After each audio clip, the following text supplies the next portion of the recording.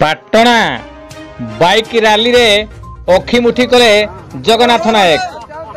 पवित्र अक्षय तृतीया दिन पाटना निर्वाचन मंडली झुंपुरा ब्लॉक उखुंडा ठारे विजु जनता दल तरफ विधायक प्रार्थी जगन्नाथ नायक को बाइक रैली रे अखिमुठी अनुकूल स्थान को निया तत्परे विधायक अखिमुठी अनुकूल करथिले एवं माननीय मुख्यमंत्री नवीन पट्टनायक उन्मोचित करिथिबा विजु जनता दल निर्वाचन इस्तार को बंटन करथिले।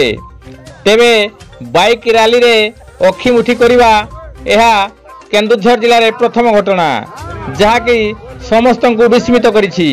रंजन बारी का रिपोर्ट केडी न्यूज ओडिया।